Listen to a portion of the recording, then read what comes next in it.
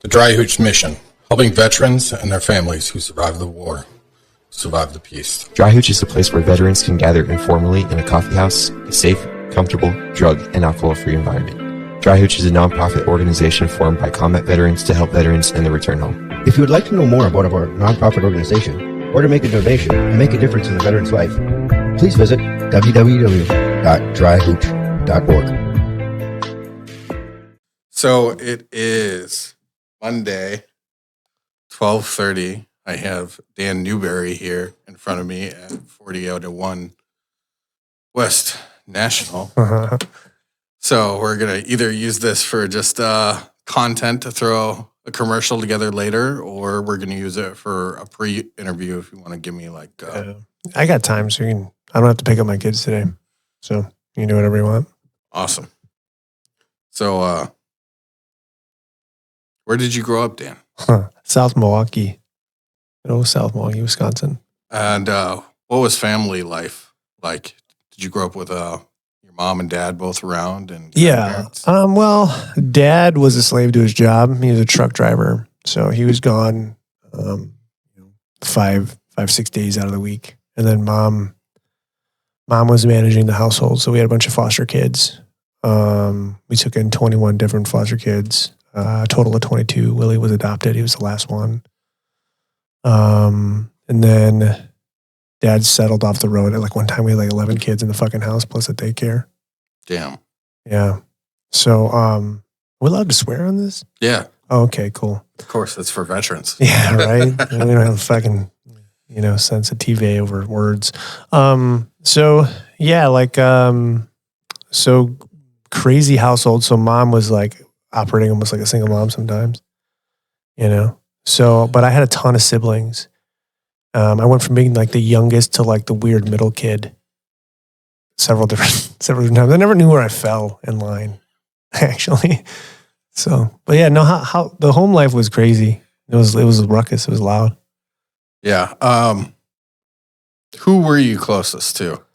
My sister, Melissa. So me and my sister, she's the blood sibling out of my parents. So my parents, when they got together, they already had kids from other relationships.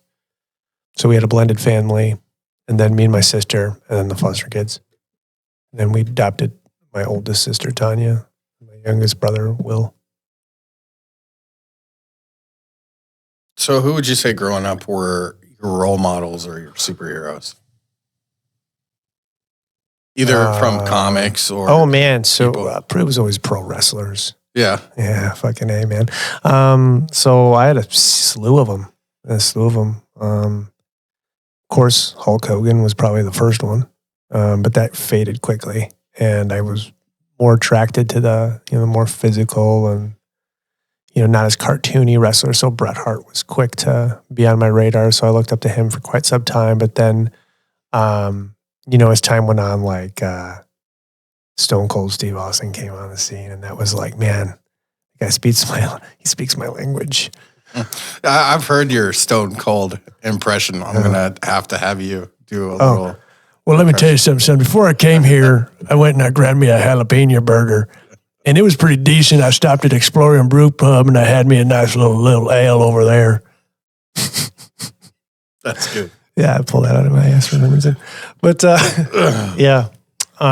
So he was a huge influence. And then, because my dad was from Texas too. Yeah. So, man, naturally. So, what about uncles?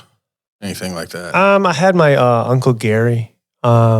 He was my first introduction to military. So he went to Vietnam, so he was in the Navy, and I had to do a book report on him, and I just found the whole, just his whole viewpoint intriguing and interesting. And then my old man, looked up to my dad. He worked hard, supported his family. So he was an over-the-road truck driver. Yeah. And you had foster kids in and out of your house. Yeah. And you were really into pro wrestling as your role model. Yeah. And then your Uncle Gary is kind of the veteran in the family. Yeah. Kind of. Yeah. That's your taste of kind of like what military. Yeah, and plus, like, my family was like patriotic. Like, my dad was old school Southern, God and country. So what else did you guys have like as far as structure during the week? Did you guys go to core church? Did you guys have like bowling once a week? What kind of family? No, we did like movie nights, like Friday nights. We'd go. My mom would take me to Blockbuster and shit. Go to get movies and pizza and stuff like that. Because Dad would be off the road and he'd always want to treat everybody. Or we'd go out to like a family dinner somewhere. So he would when he would come home, he would do everything he could. So when he was home, it was like family time. So it wasn't like they didn't fight much. So there wasn't much fighting. I think the only fights I ever got into was over the kids being asses. Right. So Right. Do you know how old you were when the first foster kid came in? Oh they were there before I was born. Okay. It was a thing before I was born. Yeah. Wow, that's crazy. So I didn't, so when growing up, it was just an inclusive family. As far as religion was very much like we were introduced to it, but if we didn't like it, organized religion, we didn't have to. But we were always kind of raised to be spiritual. And, Gotcha. So, you don't mind asking, what was your mother's name? Tanya. Tanya. Father's name? Robert.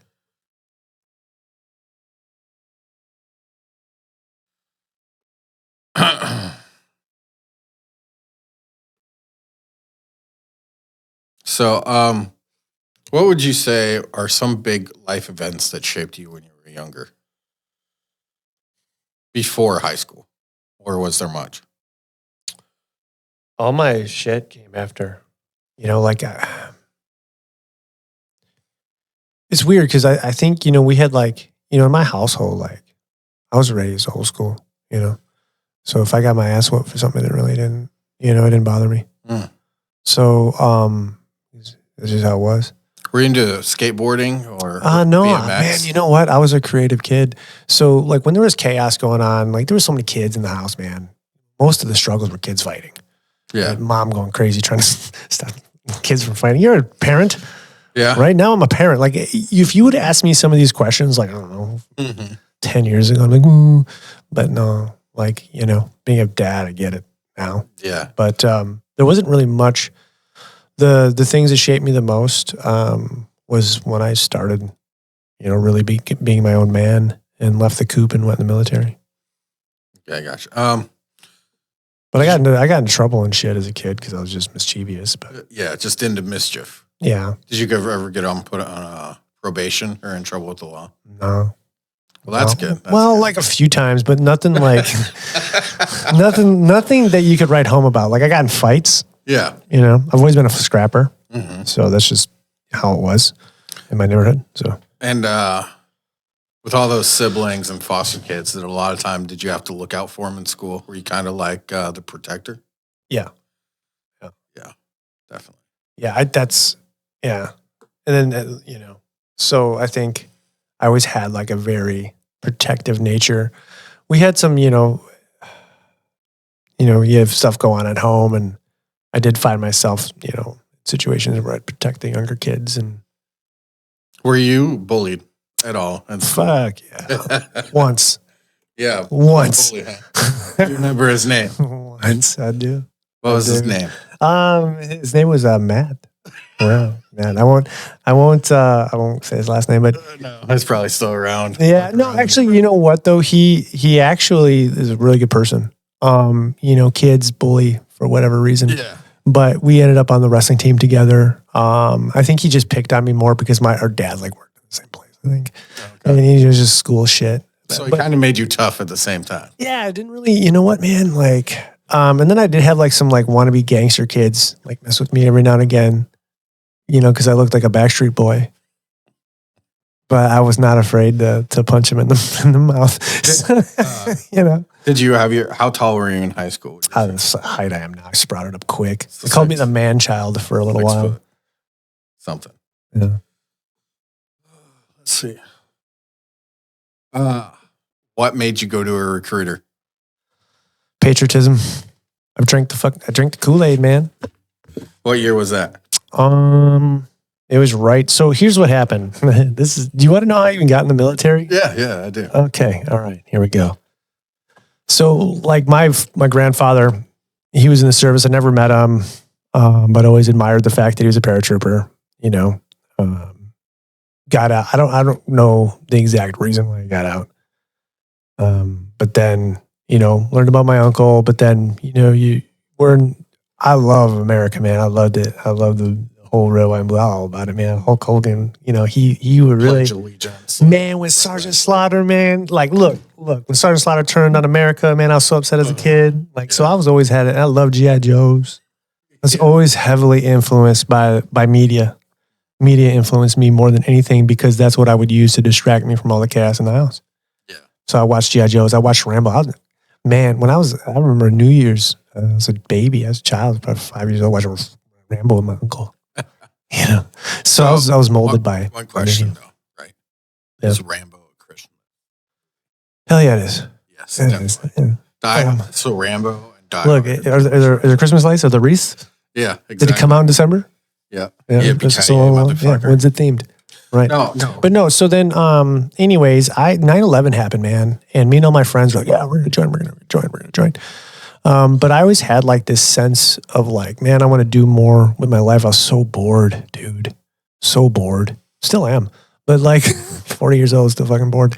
If I don't have enough problems. But like, so my mom told me to go get some milk. And I went to the recruiting station instead. Oh shit. And they didn't even have to, like, I can remember just picking the job right out the gate. They told me what the ASVAB score was needed. So I remember just kind of blowing off the ASVAB too. Mm-hmm. And just rolling with the punches and just wanting to do the cool guy shit. So were you 18, 19?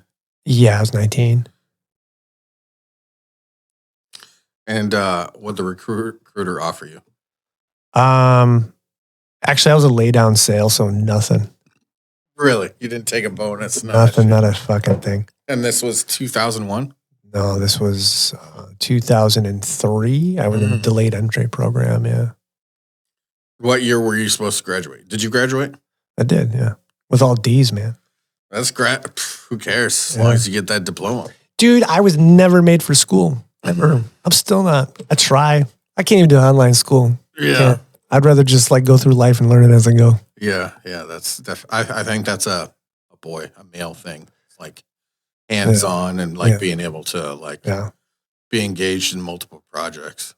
That's why I think trade schools are like what high schools should be. Sure. For a lot of people. Yeah. Everyone's different in how they process information. Yeah.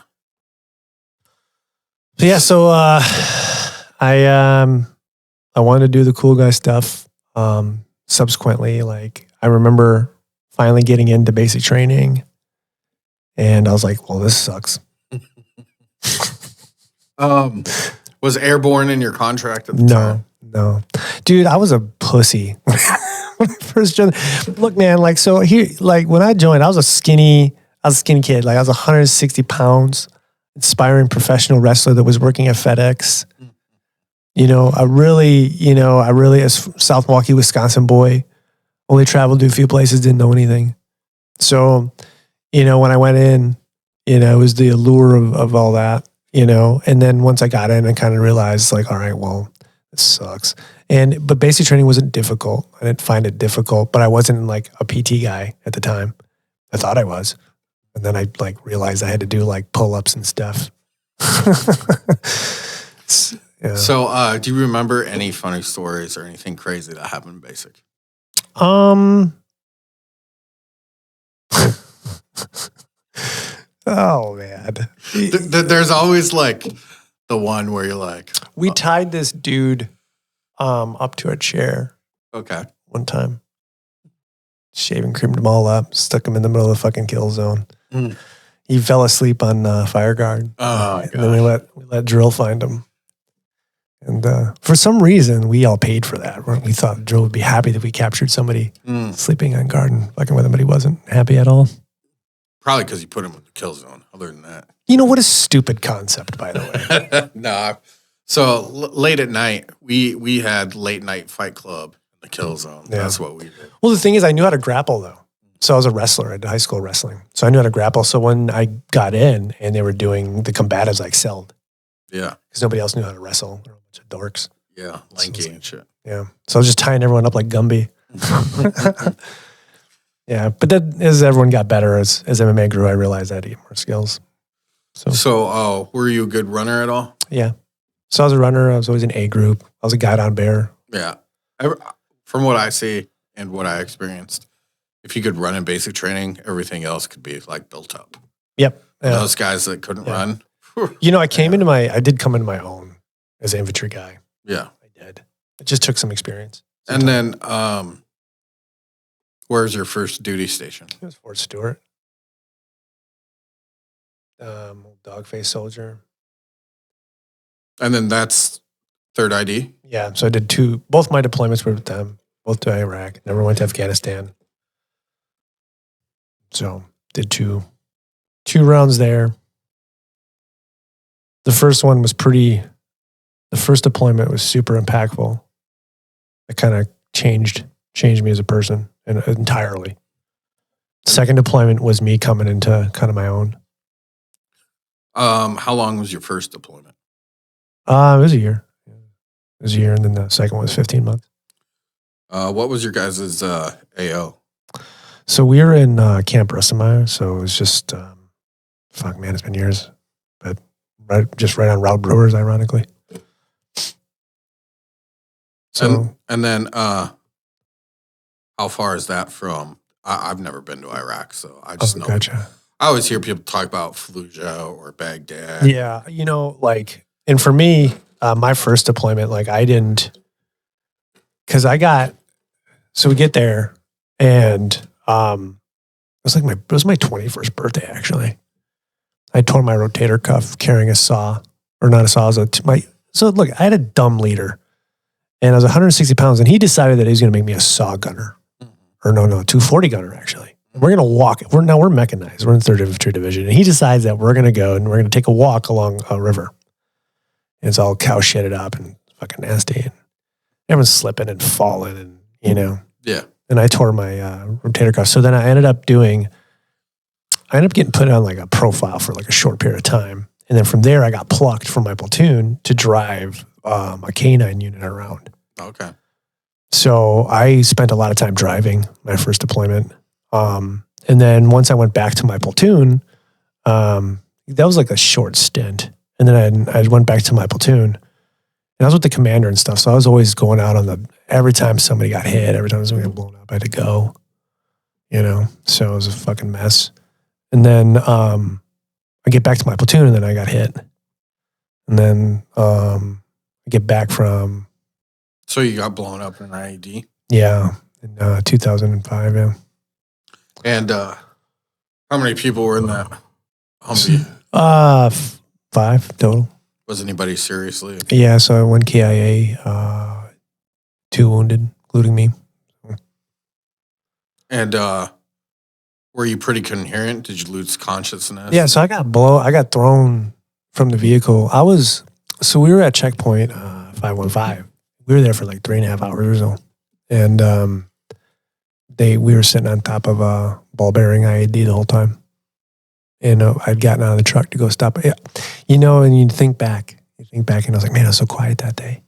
There's that one fucking taxi cab that pulls up, and that was actually the draw to get us out of the vehicle, and it worked. So, yeah. What saved my life was the truck. If I hadn't have been, because where it blew up is the tire, rear passenger side tire. Yeah. And if I hadn't have been on the driver's side with the door and everything, I'd have been dead. So I was saved, luckily. But I got a nasty head injury, and so got knocked the fuck out. When you were injured, how long were you out? So, because I had severe whiplash, because I got thrown, so I had severe whiplash and had, was that when you get a real bad concussion? What's it called? Which part? It's like a TBI or something.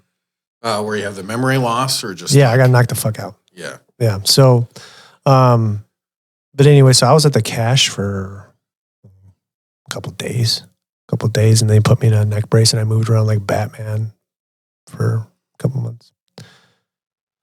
Yep. Did you get sent all the way back to Longstuhl, Germany, or were you? No, they kept me. Look, man. This is the heyday of the war, man. Yeah. You didn't go to Germany unless you was missing a leg. Yeah. So I got a good thump, and they sent me to the cash. Yeah. I didn't even know. Actually, I didn't even know I was wounded until I got to the because I got below. So everything was happening, and I don't remember much. And I just got up. I helped our medic who was wounded, got him in the truck. Realized we had a KIA. My NCO was kind of in that trauma mode where he's like, oh. And I just drove. Just got in the truck and started driving. Got back. Ears were bleeding. Had a bad headache. Yeah, you got to move. Yeah, I don't know. Because that's always like all our training and stuff told us. Trying to figure out why I couldn't move my head, Once you get blown up, there's probably going to be an ambush right after. Yeah, you don't know. And I just was responding. I was just I remember just patting myself down, grabbing my weapon, doing what was told to do, And keep moving. Yep. I think I asked this already.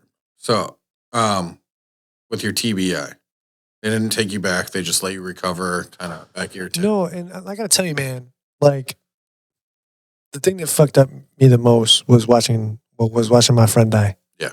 So the physical injury itself, it heals, right? And like to this day, like, there's things that I struggle with post-service, like every other vet. But the thing that bothered me the most was when I wanted to talk about the death, the very professional, the lieutenant, the doctor was kind of like, get the fuck over it. Now's not the time. Yeah. Which is wrong. You should always talk about trauma right the fuck away. So it was like so you were molded to bury shit. So that was the bigger wound. The lack of understanding of how important your mental health is to accomplish any task or mission. Yeah. Just process what just happened. Right. I look back at Iraq. Iraq was like an abusive relationship. That's all it was. Yeah. But we love you. Doing this for America. Mm-hmm. What I hated about after my deployment, it was like everything's just happened fast. Like it didn't slow down until I got my orders to go to my next duty station. Yeah. And even on leave, you're doing everything fast because you have only so much time. Sure.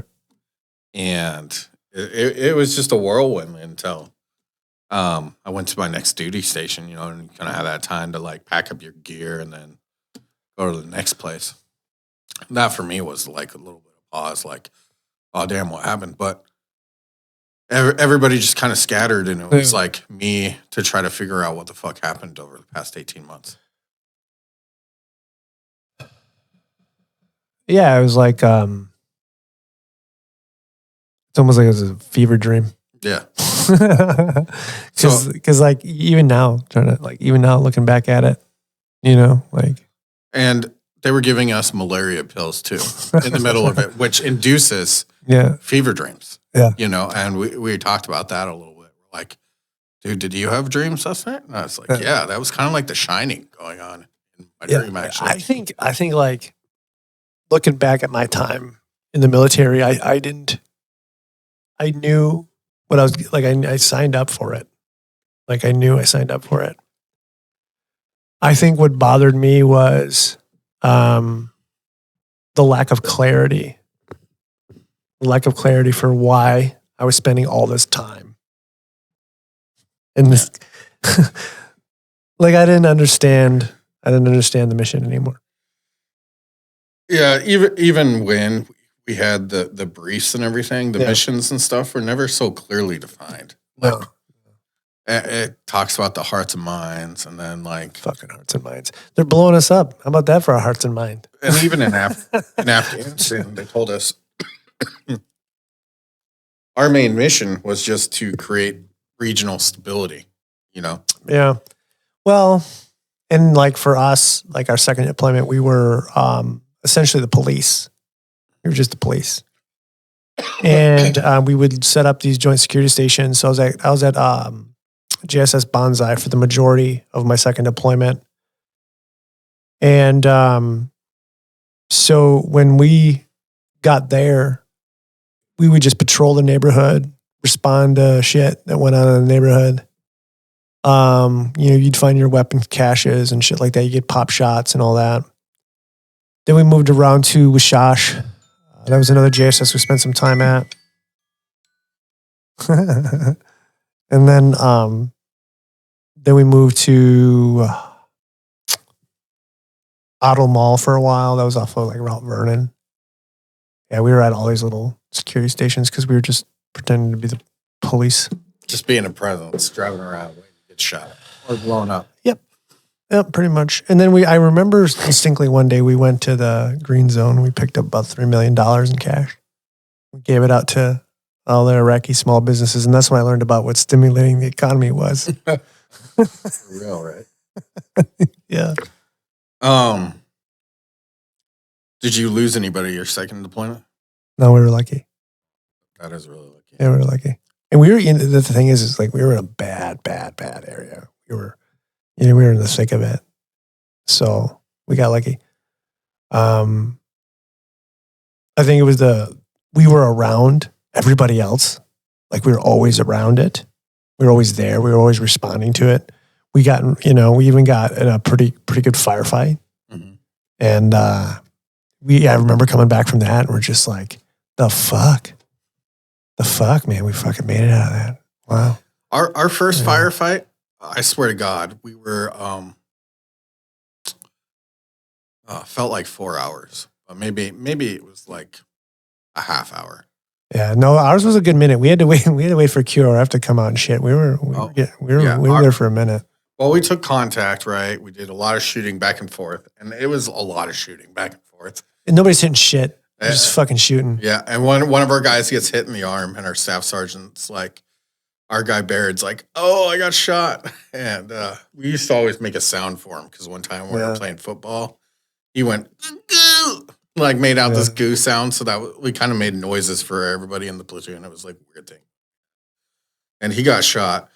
And he's like, "Hey, Sergeant, I'm shot." And our sergeant's like, "No, you're not." Lifted up his arm. Oh, and man. like his bicep like drooped off. He got shot right through here and blew out the back of his tricep. And then I was actually down below and we got called up to like reinforce everybody up on the hill. And they're still shooting. And I was just kind of standing there like, where do I go? I don't know what's going on. And they just kind of pointed me to go over to the guy with the machine gun, and then it was just a lot more shooting back and forth. Now, you were in the stand, right? Yeah. One time, 2 times, 3 times, 5 times? One deployment. One and done. Said, fuck this. 18 months, yeah. I was like, if I'm not special forces, I'm just standing around to get shot in at. Iraq, and that's what Iraq was. Iraq was obviously more urban, and it was just driving the fuck around, just waiting to get shot at or blown up. And that's the thing, like, you lived every day. You lived every day like, no, it's day to day. After your first deployment, right? Did you have dwell time? Yeah, but you're right into training cycle, red, white, and blue. And then our training, we were actually cut short. And then we bounced right back to the surge. So right after your deployment, did you get bumped up to an E5? Fuck no. I was in the 3rd ID, man. You didn't get promoted there. There's a bunch of fat E6s. They weren't moving. Yeah. E5s are even fatter because they didn't lose weight until they had to make E6 anyways. Yeah. You know, I was a mechanized unit. Die slow. So, and then but then I got back from my second deployment. I asked, I was like, "Hey, sorry, how come you never sent me the board?" He's like, "I never asked, motherfucker." I'm like, "I don't know how to ask." "Oh, you could have went at a time." Okay, Sergeant G. So what did you get out as? I got out as an E6, but I got stationed up in Alaska. And that was it. Yeah, Were they an airborne unit? Yeah. Yes. So I finally got airborne. Right. And that was the thing for me. Like, I wasn't a rank chaser. I didn't care. I didn't care about all that. That wasn't a thing for me. 172nd? No, that was actually 425. So I was in the 140th Cav up there. Didn't do anything except for train and party. That was it. Yeah. Jump out of airplanes. Do you miss Alaska? Love-hate relationship. I got hurt up there pretty good. That's, between being blown up. So my neck was already fucked up. So I've always had problems with my neck ever since I got hit. And so then I had a bad jump, landed on my ass, ended up herniating 3 discs.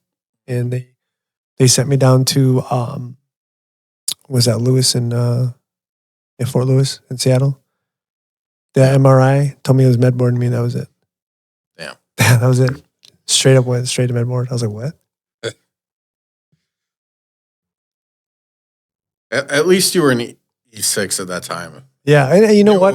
And what year? It sucks though because I felt like I was in my prime, dude. I was doing so good. Yeah, so good. I had 1-1 NCOERs. I was in PT stud, training guys, doing well. Loved it. Had a good unit. Had a good team.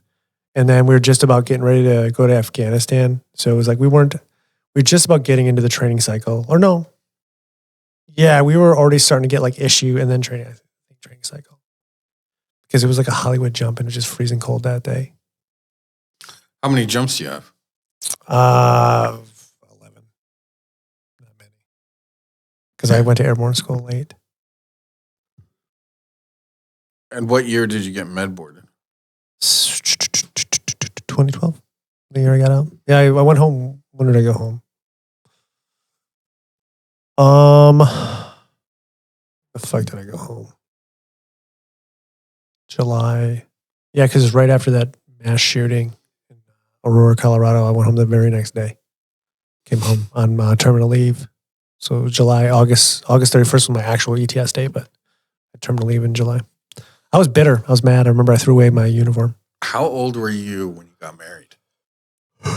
21. Yeah. So you were married when you joined? No. I was 20. I was 20 when I got married. Okay. Because I turned 20 and when I turned 20. Right after you were enlisted, obviously. Yeah. Basic training. Yeah, because I turned 21 in basic. Yeah, so 20 years old when I got married because I went up to the... And then...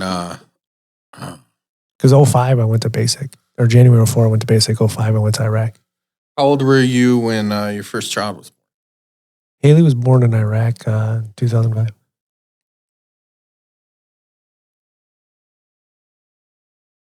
So was she a year old when you got to see her? Or a little less? Or Huh?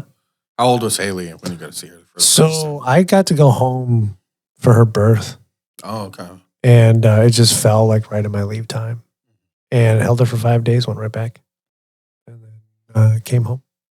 A few months later, got to spend about a year with her and then deployed again. Found out we were pregnant with Chloe. Chloe ended up being born 2007, December 2007.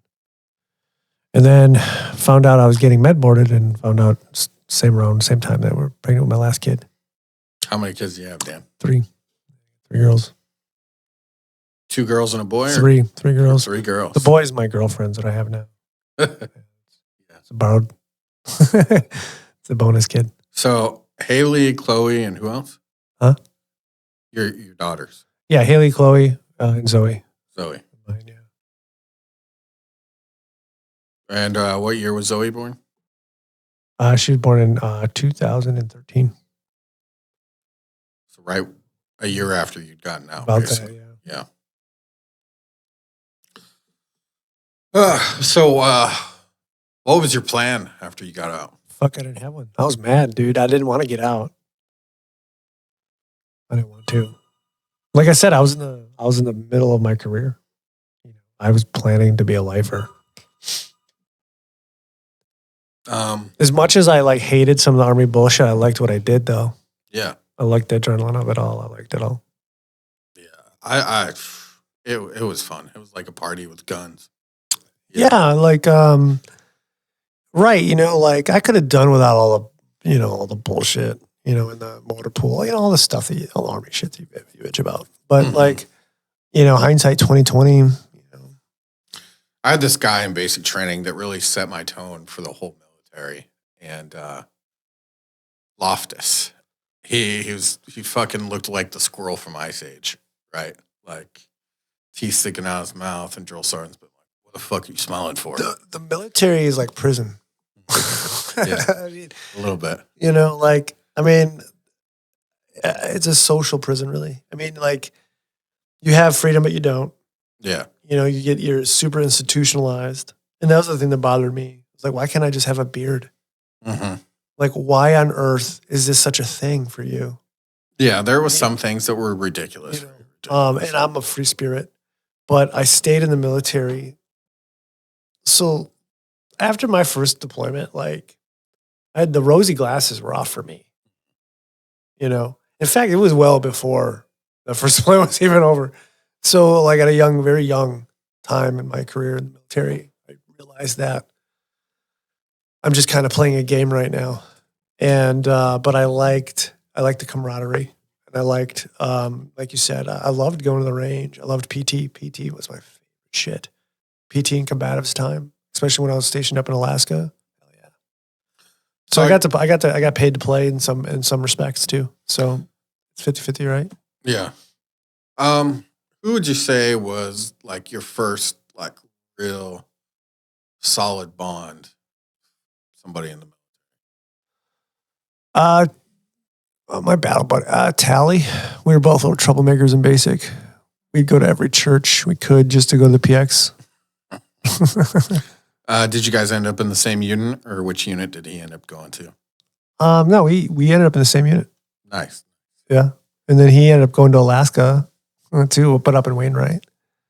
But we still keep in contact to this day. That's cool. He was here recently, actually, in town. So I've got some close bonds that I've maintained. What about NCO wise? Was there any NCO that really stuck out in your head? You were like, man, I want to be squared away, and that guy like just has the best advice.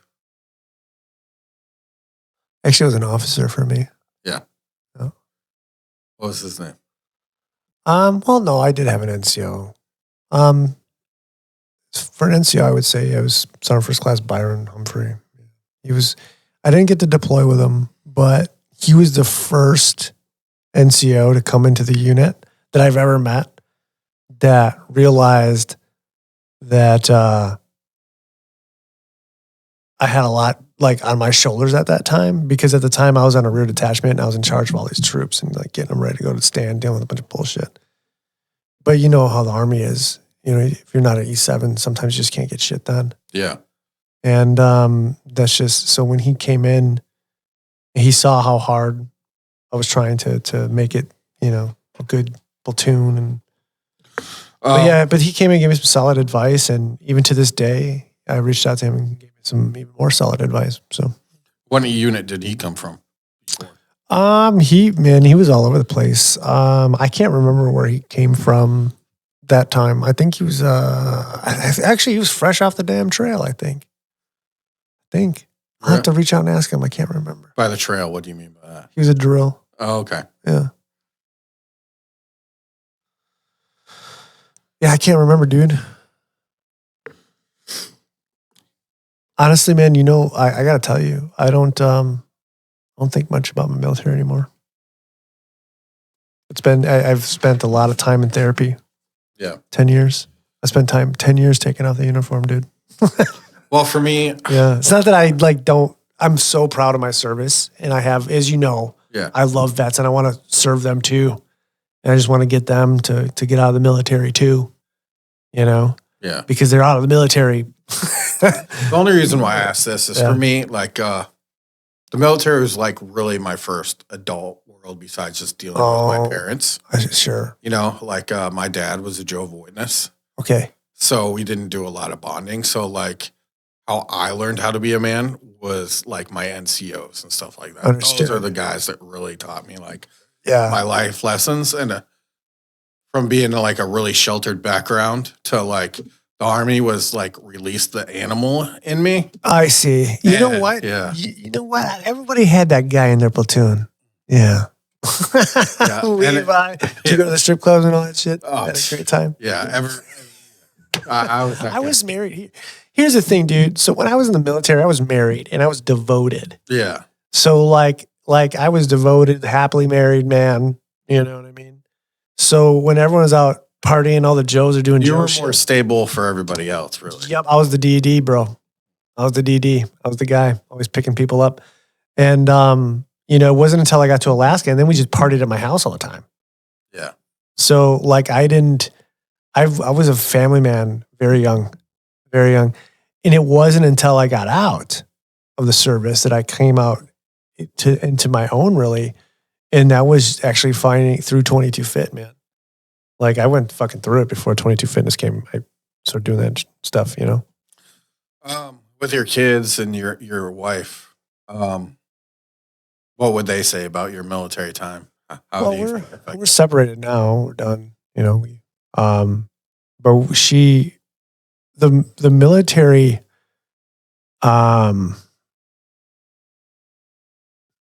positives and negatives, right?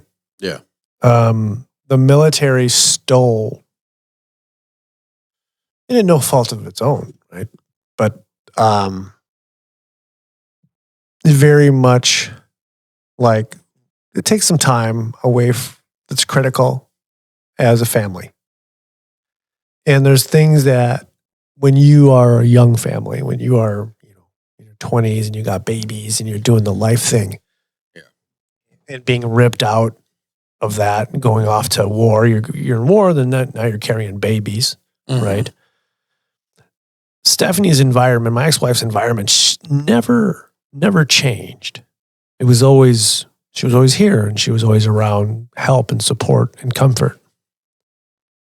So, So what happened to us in our relationship, the demise of our relationship, has a lot to do with the military.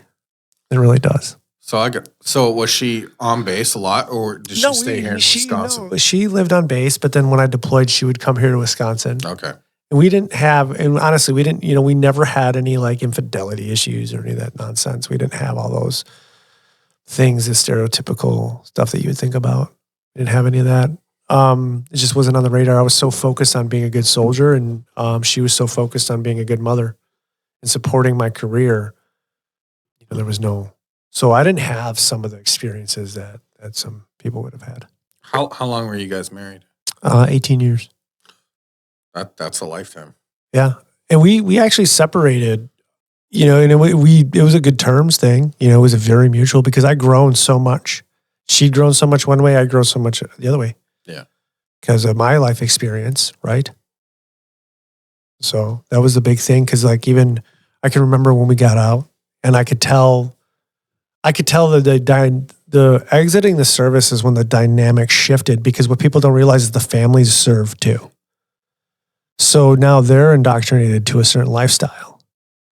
And so here's the things that people take for granted, right? So when let's say we never joined the military.